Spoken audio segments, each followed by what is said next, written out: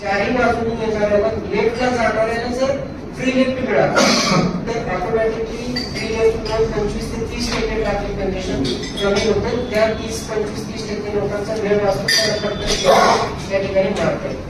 हा फ्री लेफ्टचा एक इश्यू झाला.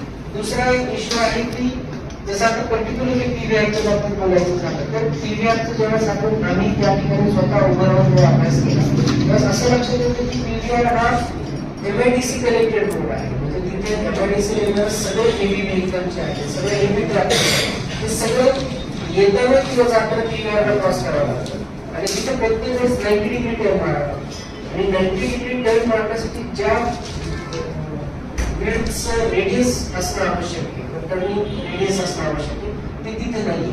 आपण आता विचार करा की आणि त्याच्यातच परत आता हे जवळपास 7-8 महिने जो ऊसाचा सीझन चालू असतो तर त्याच्यामध्ये सगळे जे डबल ट्रॉलीचे ट्रॅक्टर्स आहेत ते सगळे डबल ट्रॉलीचे ट्रॅक्टर्स रिंग रोडने येतात, त्या पीव्हीआरचा उभा 90 डिग्री टर्न मारतात आणि तिकडं हळवूनच्या दिशेने जातात.